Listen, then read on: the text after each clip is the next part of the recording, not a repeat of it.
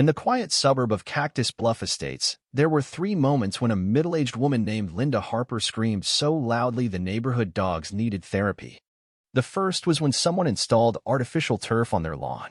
The second was when a teenager spray-painted a stop sign to read "Go."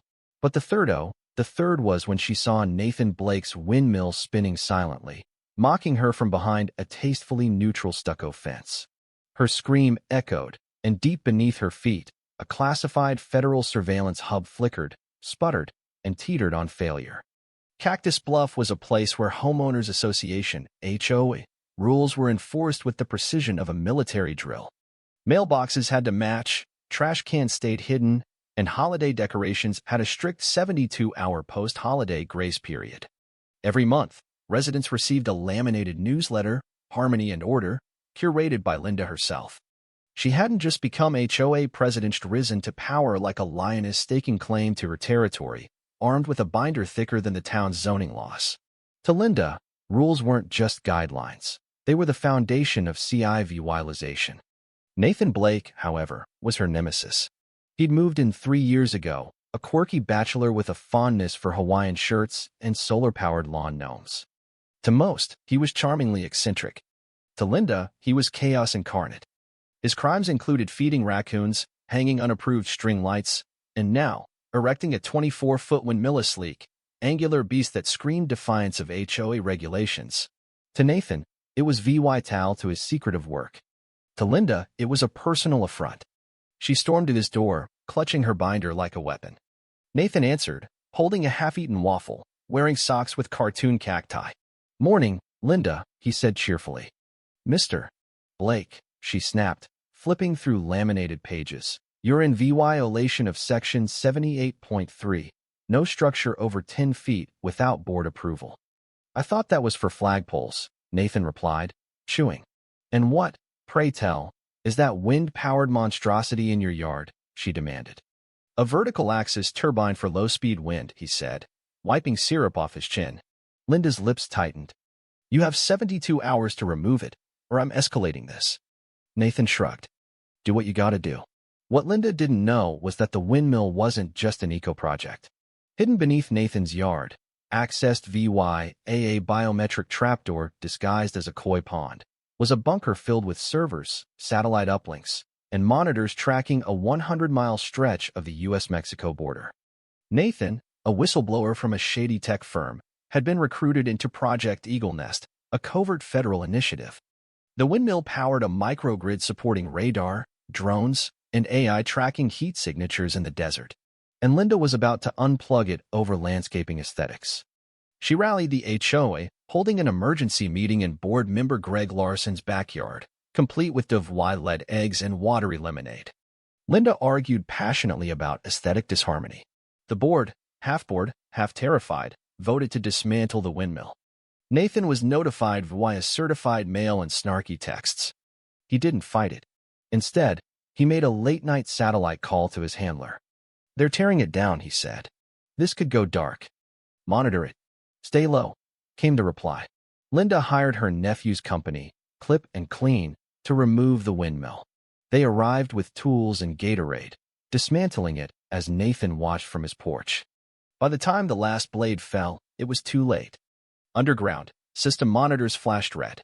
Servers shut down, drones grounded, and a convoy slipped across the border undetected. In a New Mexico command center, Agent Maria Cortez stared as feeds dropped. A cartel drone, unchallenged, breached airspace. "What the hell happened?" she muttered. Back in Cactus Bluff, Linda celebrated with a newsletter update.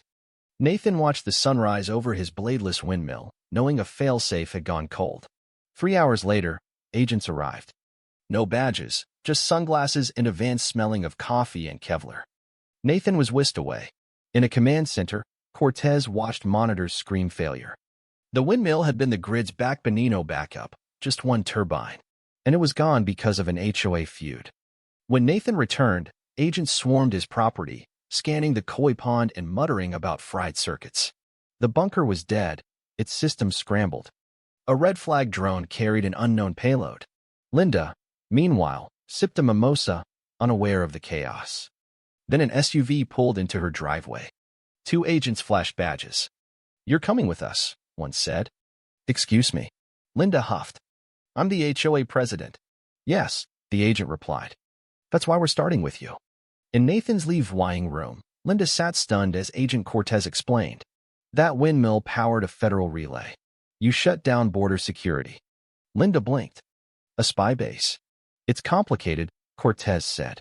"You installed that thing without permits." Linda shot at Nathan. "You tore it down without asking," he replied. Cortez cut in. "A drone's carrying a thermal disruption shell. If it hits a CIVY zone, it'll knock out power, phones, emergency SARE VYCES. Where are the windmill parts?" Linda paled. "My nephew took them to a salvage yard off Route 9. Nathan stood. "If we get the blade hub and transfer unit, I can rebuild." "You've got 6 hours," Cortez said. To Linda, "You're going. Your nephew might talk to you." Linda sighed, setting down her clipboard. "This isn't in the bylaws." They sped to Carlos's Salvage Emporium, a 5-acre junkyard reeking of oil and regret. Linda swapped heels for sneakers, muttering about her walking club. Her nephew, Tommy, greeted her with a grin.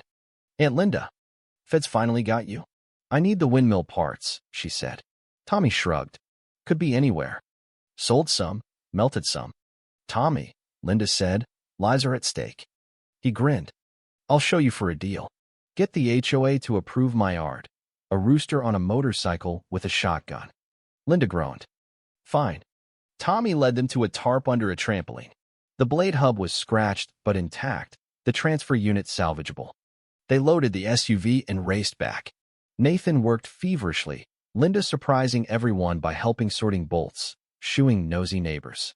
By nightfall, the windmill stood again. Nathan flipped the breaker. Nothing. Then a hum. Lights blinked green, the bunker rebooted, and feeds returned. A defensive drone launched, intercepting the cartel drone in a distant explosion. Linda looked at the windmill. "It's not that ugly," she admitted. Nathan grinned. "High praise." 2 days later, the HOA board, led by Treasurer Susan Holt, filed a complaint against Nathan and Linda for unauthorized reinstallation. A hearing was set. Linda stormed in, navy blazer and sunglasses, Nathan trailing with blueprints and a federal commendation. Susan accused them of bypassing bylaws. Linda fired back, citing emergency clauses and dropping a thumb drive with agent testimonials. Nathan laid out drone data and system charts. Susan faltered. Greg suggested amending bylaws. The board voted 3-2 to approve the windmill. Linda's neighborhood stock store kids waved, neighbors baked pies.